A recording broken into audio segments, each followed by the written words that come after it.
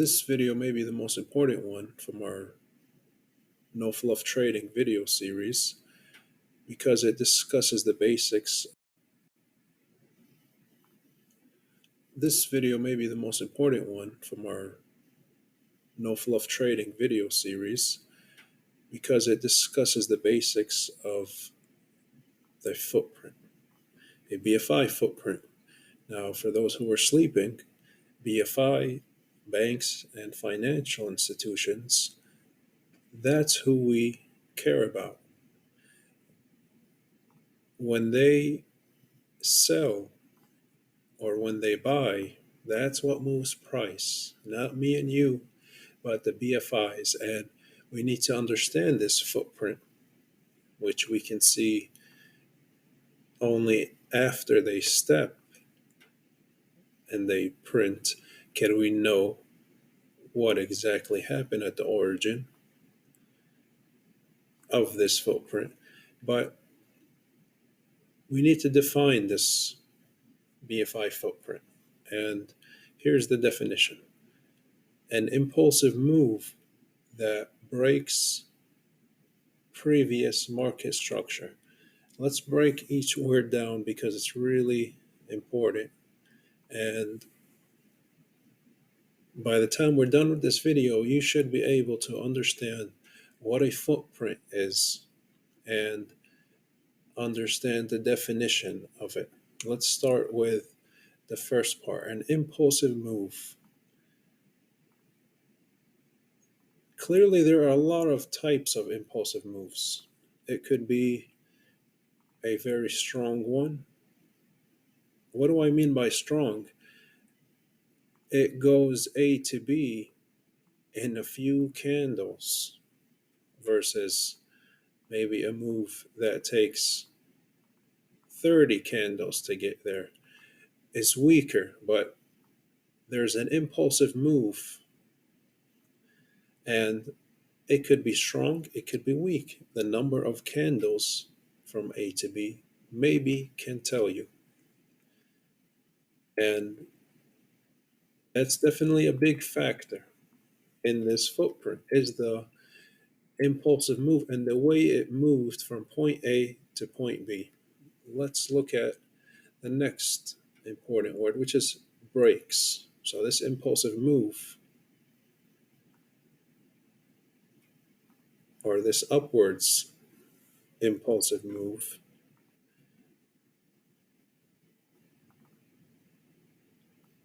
breaks previous market structure. But let's focus on breaks and how it could break. Let's just say, we'll get to that word, but let's just say that this is a previous market swing point. And what do we mean by that? A few candles up and maybe a few candles down. You can think of it as a U-turn. So there's a previous swing point, and then their impulsive move breaks this swing point. Now, let's look at the two kinds of breaks. The market can break it through a body and close above. The market can also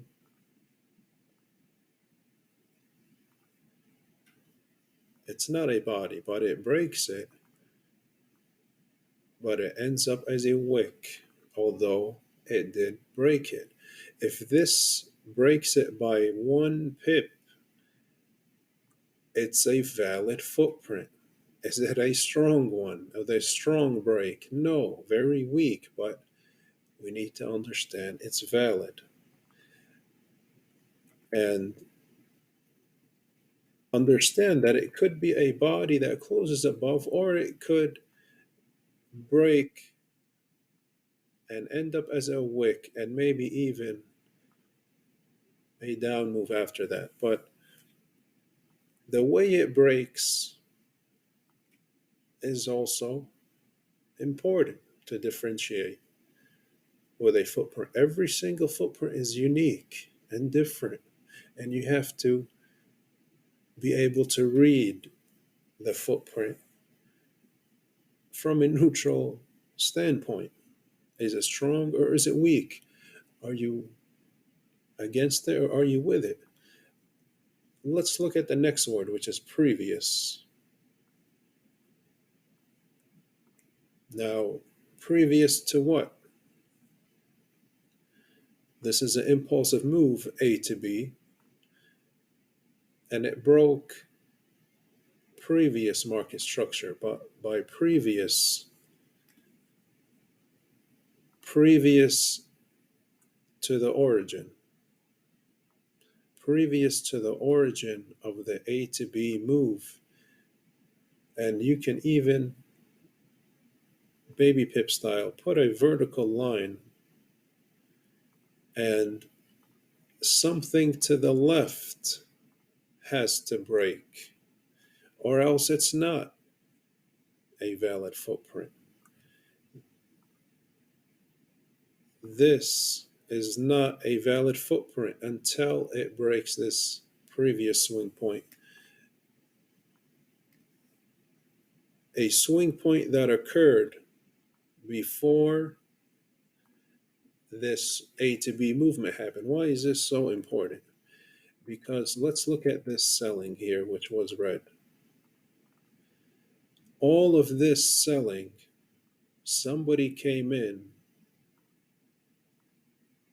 and it was completely, you can think of it as completely absorbed and even more. And then there was a footprint.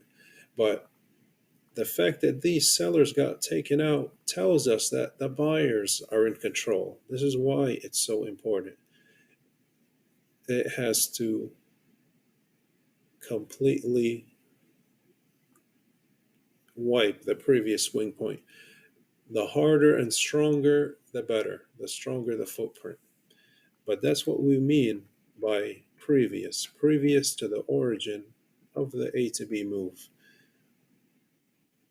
Now, this last point, previous, okay, we understand that. Market structure. There's a few ways we can say that. They can call it swing points. Like we said earlier, a few candles down and then maybe a few candles up. This is a swing point.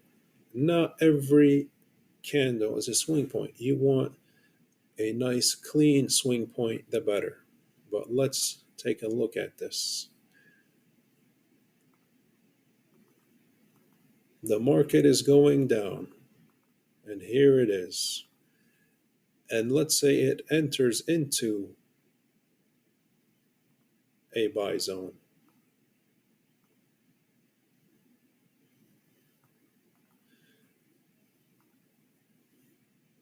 Here are the swing points.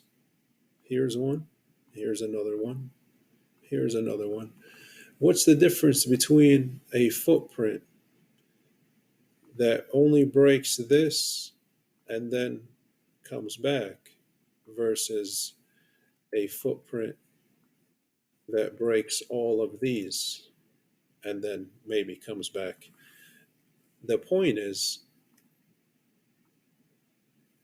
if it breaks one footprint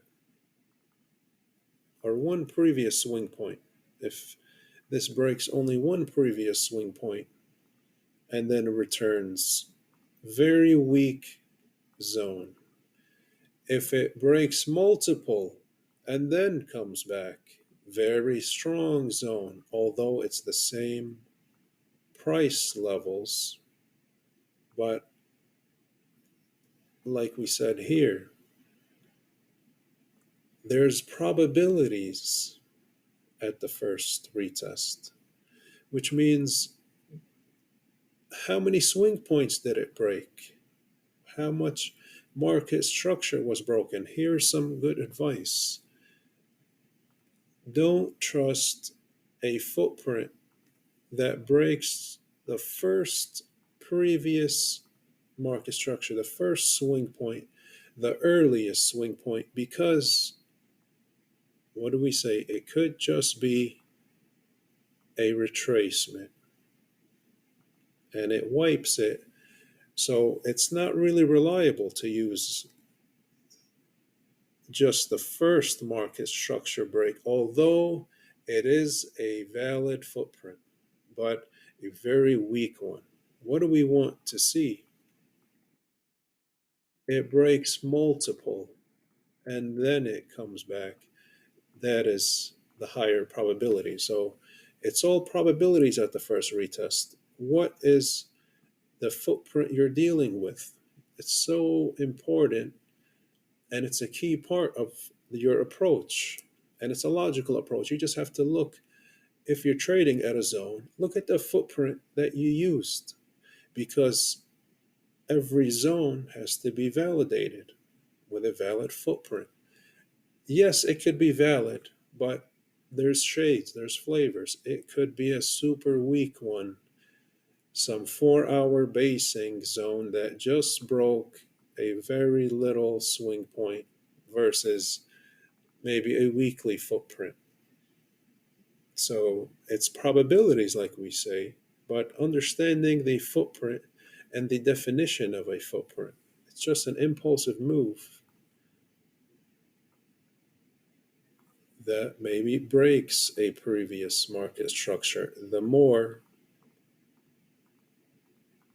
the better and the stronger. And it just means the more that they sold at the origin and the stronger the zone. Not a bad idea to get to work if it were to come back to this origin. Hopefully, this clarifies what a BFI footprint is, because that's a key part to this no fluff trading series as we go along, especially as we discuss volume in the next few videos. We need to understand this is step one, the footprint of the zone and how strong it is or how weak it is, and understanding the definition of it. We'll take a look at an example before we go on to the next one. Look at this very weak swing point, but it is candles down, candles up, and we did get a break, which is a valid footprint. We also had this, which is another swing point. Notice that there's also another origin from here. The market returned to this origin. You had a slight reaction, triggered some selling, but went up here. Look at this footprint here. When it breaks multiple, it just means it's a stronger footprint from this origin. Not a bad idea to get to work when it returns to the origin of a strong footprint. There are strong footprints and weak footprints,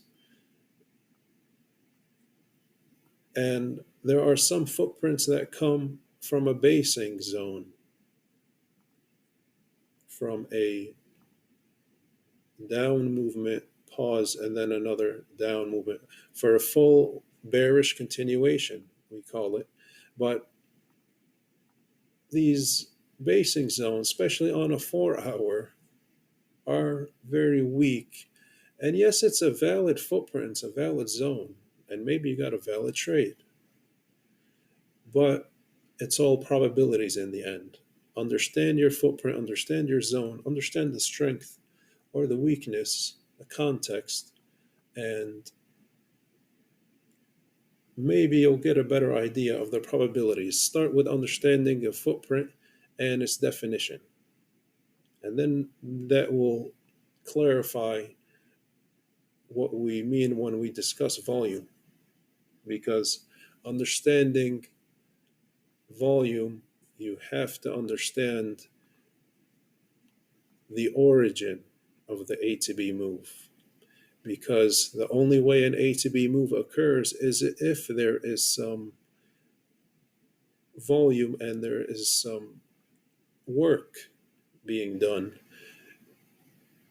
And that volume video will clarify that, drawing the proper origin and using volume to do that.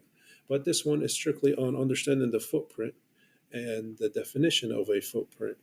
And hopefully now you can see a footprint in a more neutral view and understand probabilities. When you understand how to draw a footprint and the way footprints occur and how strong they are and how weak they are, and if they're 4 hour or 15-minute or weekly, you'll understand probabilities.